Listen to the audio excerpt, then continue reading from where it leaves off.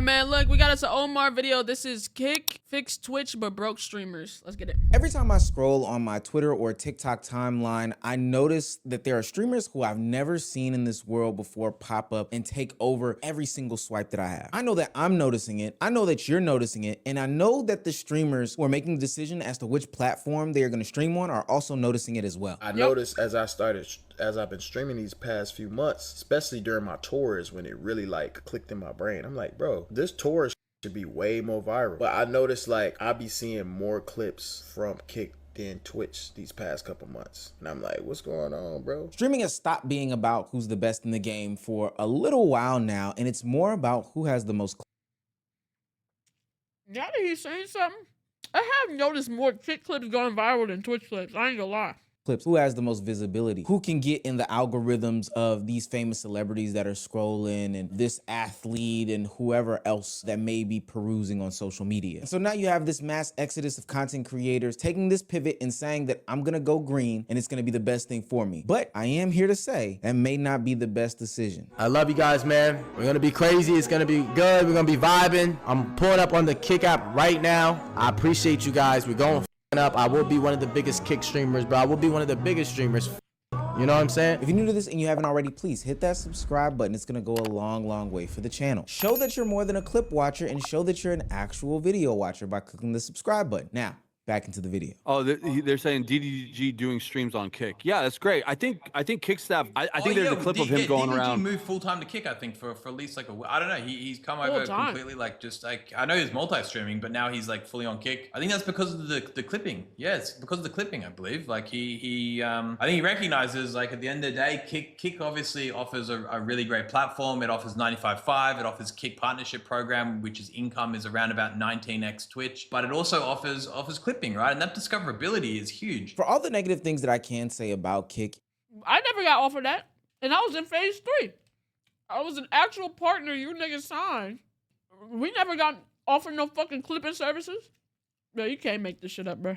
and we'll get into those in a little bit later on in the video. I will say that everywhere that I turn, there is a clip with some sort of Kick logo at the bottom left. They are legitimately speaking everywhere, and they are very creator friendly. One of the biggest conundrums for content creators is racking their brains on how to get everywhere and do everything. Between Threads, Facebook, Instagram, Twitch, YouTube, Twitter, TikTok, there are so many platforms in which a content creator has to focus on being, and you literally can't be everywhere at once, unless for whatever reason you opt into being on that green app. And I think that creators are taking that stance, noticing those things in real time, and this is why you can see a couple of these guys switching. It also helps that on the first day of streams, like DDG's brother Dub, you're getting homepage, and it also helps that when you do big events like DDG's tour, you get clipped up to the masses. And not just instantly being put on the homepage, you will instantly see a resurgence of your views and your face on the timeline if you switch to Kick. So at the end of the week, of next week or whatever, when is it gonna be a week? Then I'm gonna decide whether I want to stay on Kick or I want to go back to Twitch. But my hypothesis was correct. I have been seeing myself way more, for sure. Like, and yeah, I can't lie and say I wasn't right. Just, it's okay to say you was right. I remember y'all was telling me before I said it, yeah, like, yeah, ain't nothing gonna change. Now, I for one can say that I have seen more DDG on my platforms. And this is because Kick has figured out the problem that Twitch has had for years at this point. Nobody's in competition with the platform. Twitch is a great place to stream, but the distribution is where the issue lies. There's no reason why to search and find new streamers. You have to go on other platforms. Twitch, you should be able to do that on Twitch. Do you know how many people know about streamers but don't know what Twitch is? Majority of people that know streamers. Your average normie doesn't know what Twitch is, bro. I promise you, man. They don't know what Twitch is. It's like, damn, but they probably know who Kai is, though. You get what I'm saying? They know who PKWY Max is. They know who Speed is. They know who Fake. The first place they're gonna, the first place they're gonna look to actually put that person, they're gonna type their name. They're gonna type it in on YouTube. YouTube or TikTok. They're not going to find Twitch and then type it in. We have to tell them, come to Twitch. We're going to go in there. Niggas like, oh, I know who Kai is. Let me type his name in YouTube. Let me type his name in TikTok. They're not going to go to Twitch. That's not the first place they're going to go. It's just not. They know AMP. They don't know Twitch though. Twitch has probably got to be the biggest thing that I could think of that nobody knows about. I sound chronically online strange and weird when I try to have these conversations with, my other family members when I go to dinners and birthday parties. Not that it's because they don't know who these faces are. Hell, they even bring them up to me and ask me about what Kai Cenat, PKWY Max, and all the other Twitch streamers are doing. But the problem is, though, is that people aren't actually watching Twitch. They're watching the clip pages. If you already have an audience, then Twitch can work for you. But if you don't, then the platform can feel like a wall. Why? Because nobody's finding anything new ever. Every once in a while, you'll have somebody who scrolls through the Just Chatting or any of the other channels and click on a random streamer. But I bet you if I asked the audience that's viewing this right now, name 5 other categories on Twitch outside of Just Chatting, they probably couldn't do it. This is why every other streamer has to be a short form content creator. The only other categories I know would be a game as a category. Too. They have to go off platform just to grow the platform. It doesn't make any sense. But it does make sense that Kick identified this weakness, especially because they were ex-creators on the platform and decided, that's exactly what we're gonna tackle. Kick obviously offers a really great platform. It offers 95.5. It offers Kick Partnership Program, which is income is around about 19x Twitch. But it also offers clipping, right? And that discoverability is huge. Discoverability in streaming is really difficult. And I said to Eddie, I said, listen, let's steal the clippers from Twitch. He's like, Aiden, just get me a budget, get me a number. I want all the clippers. Anyone who's clipping for everyone on Twitch, tell them we'll pay them double. So, with that being said, my clippers are about to eat. If you clip shit for streamers on Kick, you're gonna get paid double pretty much. I spoke with Eddie about it. Guys, my clippers this last month, they're making like over $100,000. Kick identified a problem and made a billion-dollar industry behind it. Clipping is the new wave, it is the new fad, and it is something that everybody is trying to figure out a way of solving that puzzle. But Kick has taken it and moved it into a totally different direction as a place and space that they really dominate. It's something that they really blossom in. Think about it from my POV or other POVs as content creators. Before, the way that Kick has been going about doing clipping, the way that you would have to do this is find somebody who was a short form editor, something that was generally new to the space in the first place. But you'd have to find somebody who watches streams for hours, takes out those good moments, puts really engaging edits on these things. That could take 30 minutes to maybe an hour and a half, 2 hours on one singular clip. Push it out to the algorithm, hope it does good, hope it does bad, and then repeat the cycle. Each individual clip could start at a bare minimum of about $15. And to manage that whole team, content creators would have to focus some mindset on that. Very inefficient. Bro. The juice wasn't worth the squeeze because on the side of the editor, you literally don't get paid for clips like at all. Like getting paid for clips is damn near non-existent, bro. It really is. Like the clip has to do extremely well. Reels don't pay you. Reels has the best algorithm but does not pay, and that shit sucks so bad. TikTok, it's like 1 in a dozen. And if the video is not over a minute long, you're not getting paid. YouTube, you can get paid, but it needs to hit probably like millions of views before you see any decent money. And then the only good clip place where you can get paid for clips is probably Facebook. Real shit. Because it doesn't matter how long it is. Facebook will pay you out for any size clip. Paid properly on the side of the creator. What about Snapchat? You have to be accepted into Snapchat's partner program. And that's very hard to do. It's one of the hardest things to get monetized on is Snapchat. Real shit. Bang for their buck, because we know that short form content doesn't directly pay you dollars and cents. And honestly, it was just a mess trying to do it all by yourself in the first place. It was really nasty. But this is where Kick decided, hey, we'll come in and we'll take on all of those expenses. We'll take on all of that overhead, all of that work and mental capacity that you had going into more employees. And we'll push you out to a whole different level, to a whole different audience at masses. And this is really, and I do mean really, attractive to content creators like myself and other streamers. This is our first stream on Kick, okay? A lot of you guys that wasn't here yesterday, I'm gonna explain it a little bit. Your boy decided to start streaming on Kick only because you wanna try something new. So we're going to be doing 120 days straight on Kick, man. I've been streaming on one platform, so it's cool to not put all your eggs in one basket. I think it's cool to have change.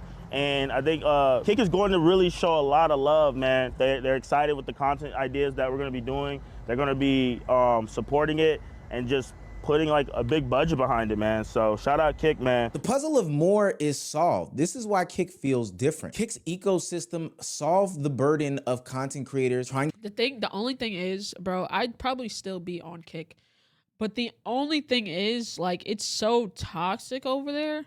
And then also, it's like, once you like, unless you're like really growing, you're not growing, if that makes sense. It's easy to get stagnant. It's easy to very much be stagnant. What do you mean by toxic? Bro, the chat would not be anywhere near this calm if he was on Kick. To figure out how to create more. The Clippers, the repost page, the Twitter accounts, the TikTok edits, the reaction channels. Now the content creation factory ecosystem feels whole and complete. And before a content creator can go on to the next clip or segment, they've already got this one posted out to the masses and it's going viral. But this is where the conundrum kicks in. Like I said, this may or may not be the best thing in the world, because once the ecosystem is built around the moments, well, the question is, what kind of moments get spread faster on the internet? Drama. Specifically Elon's internet. Yo, fuck Jack Doherty. Fuck you. Dude, what? Yo, wow. What the fuck? Yo. Oh my God, there's glass all over me. Now, if you couldn't tell, that was scripted, but there's a reason why. Most content creators know now that what gets spread around the internet is rage bait, drama, negativity, violence to an extent, and just some of the most extreme stuff in the world. The same machine that it was built to help reward creators, blow them to another level, get them seen by the masses, is the same one that is built off the foundation of, well, negativity sells. All these crazy things sells, the women sell, all of these extreme things, the rage baity drama, all that stuff sells. So we're gonna need more of that from content creators in order to push them to the next level. That's you can't have a relaxing time. You can't just chill, because those clips won't get pushed. You need drama. Doherty scripting the new haters coming to smash his car. And this is also why you see Aiden Ross continuously push the brand risk boxing events by having the most racist and controversial streamers on the planet get on the platform. I'm also open to, I spoke with Gypsy, if he were to get in again, to do MMA. We have a way to do MMA/boxing. So like a 2-in-1 event. I want the fight to be Roger Jackson versus Gypsy Crusader. That to me is a really good fight. I don't know if we're gonna get it, but that to me is like a good follow-up. It's a waste of fucking time. Chat would want that, and I think it would be a great fight. Just last week, I had an interesting conversation with Poetic Flacco, and he brought up something that actually needs to be said and had conversation about. I have my conspiracy theory, because if you guys don't know, Eddie has like this clip network, which I'll be real, Eddie has bought out all the Clippers. Like, they own everything, bro. Nigga, I go on TikTok, nigga, I don't see a Twitch clip ever, nigga. This nigga has formed the first like Clipper monopoly. I thought monopolies was fucking illegal. This nigga has found a way to have a fucking monopoly, bro. So I'll be real. Literally. I think Eddie, because all the kick streamers, they, you know, like they have an ability, like if you reach a certain like viewership, you can enter into like the Clipper program. I think Eddie is responsible. I think cause Chud was a bum ass nigga in the crevices of the internet. Literally, nobody knew the fuck who Chud was, bro. But I just kept seeing this nigga get pushed in my face. Like, we didn't know who this nigga was. It's the Clippers, bro. Doing mediocre views. Then there was this where when he got on Kick and started doing like IRLs, there was this switch to where now all the clip pages was posting his clips, and then he Chud, that racist nigga that shot somebody recently. Had that surge, right, before Kick kicked him off. So I'm like, hold on, bro. Is Eddie responsible? But I believe that initial like surge, that what did it for him. And I think those sentiments prompt a whole video that I will get into later on in the week. But the reality of the situation is that these platforms and these clipping pages reward some of the most insane content out there, even to the extent of a Chud the Builder type. It's not about who's the funniest. It's not about who's the most creative. It's not about who's doing the most objectively entertaining anymore with the personality. The easiest thing to do and the easiest thing to spread is the drama, the disrespect, the chaos, or somebody crossing the line. This is why Kick can help someone like a DDG who is already famous, already has a fan base, and already has buzz and motion become more visible. But at the same time, it can help somebody like a Chud the Builder explode to a new height that has never been seen before. Now, this is why you'll notice that some of these clip pages have some of the most insane captions. Bro, they lie like shit. They lie like shit on the captions just to get the clips and views. It's blown out of proportion. It's clickbaity shit, but it's literally getting your face out to the masses, bro. It really is. And you can't, like, you take the good with the bad, I guess. I mean, you know. out of context moments. It's not about getting out the good, the right, or the bad. It's about getting the views. Like, simple as that. Whatever can push the most views is what these clip pages' target is. And so now the problem becomes when engagement is the new goal. The creators themselves start learning that that's the pathway to a faster height of success. Like, that's the way that they need to go about getting into the conversation, into the ethos, is by being controversial as opposed to being creative. And I hate to keep bringing him up, but this is where Chud the Builder exposes this contradiction, and we can no longer ignore it. Now, we know Chud the Builder. I've made several videos about him over the past week, and his saga continues to go on. But what we should really be extrapolating from here is that he should be a warning sign to content creators and the platform itself about the way that they go about pushing people out into the mainstream audience. Literally, the most important question is of not just, well, why would Chud do this? Simple, he's a racist. But the better question is, why did he think that this was the kind of environment where he could push it this far? And I think the answer is simple, because the space that has been created around clipping and clip culture is one in which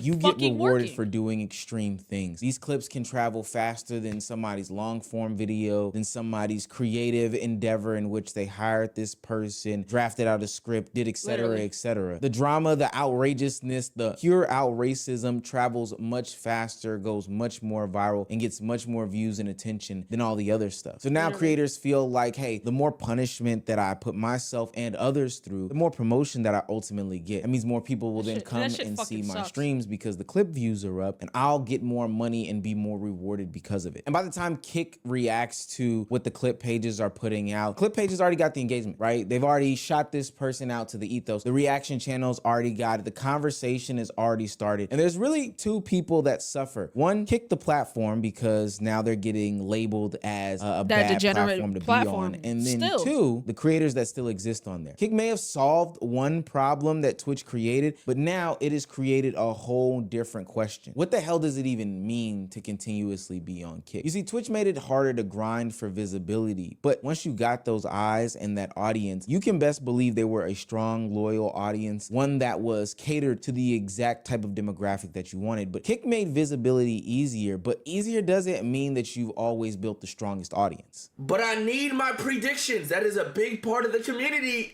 Kick, that made the immersion with the chat so much better. Listen, I'm not threatening y'all, but best believe my viewers, they come first at the end of the day. Listen, like I really like Eddie. Eddie's a good dude. It's not even his fault like the other people. But I need them predictions, bro. Like, what makes me happy is growing. Like, growing the community, growing YRG and shit. I'm not saying that it can't happen on Kick. It's just different. It's just different. Longevity is probably one of the biggest question marks that content creators have at the top of their heads. Yeah, bro, and I felt so stagnant over there. On platforms like Twitch and YouTube can be very, like, very I'm stagnant frustrating. here, Once you but grind like, and actually build said community, it can be rewarding. I felt stagnant over there. I felt stagnant here too. You know what I'm saying? I am very stagnant.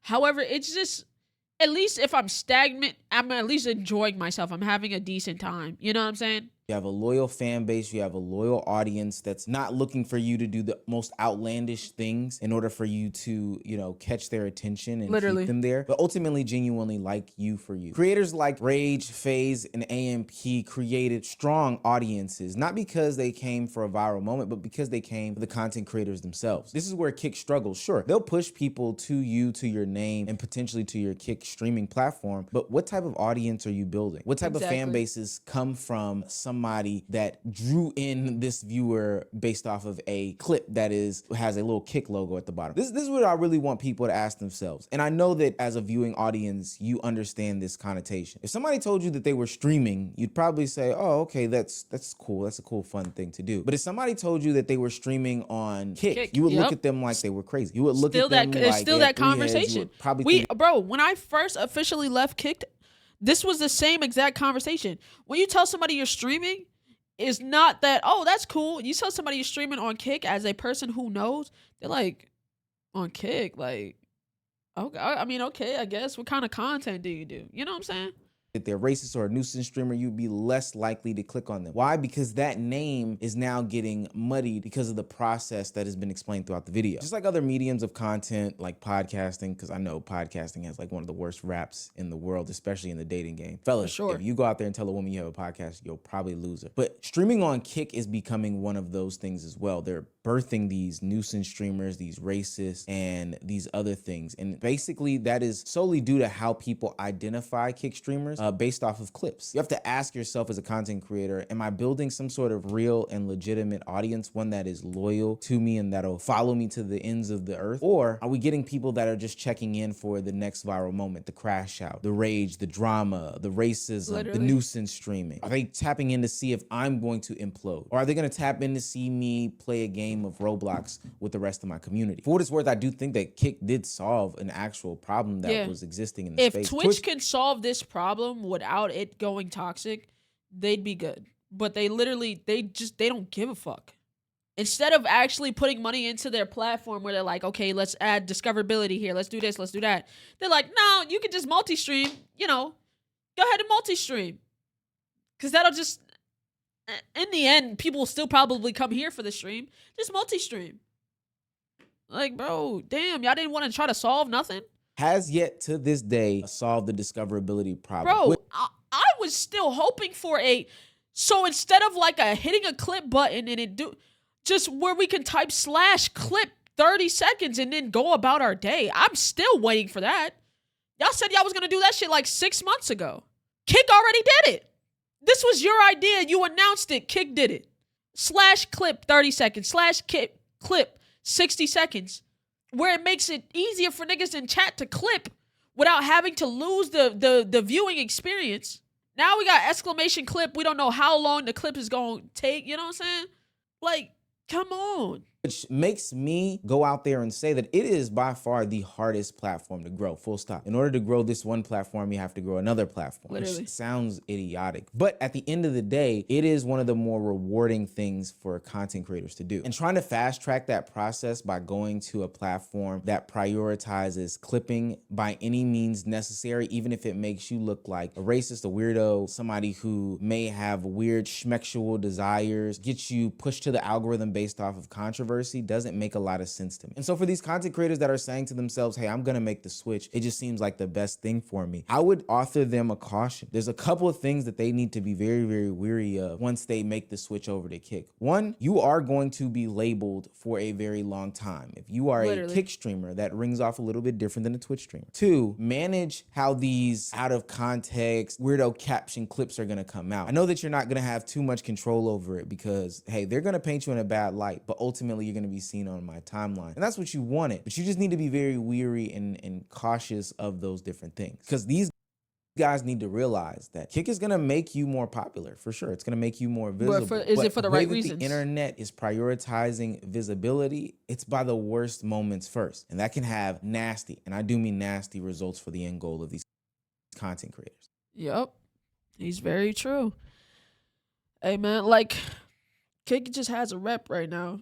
And like them finding niggas that prioritize the weird shit and pushing clips for them, it don't help, you know. It don't help, but you know what I'm saying. Shout out to old Meezy, man.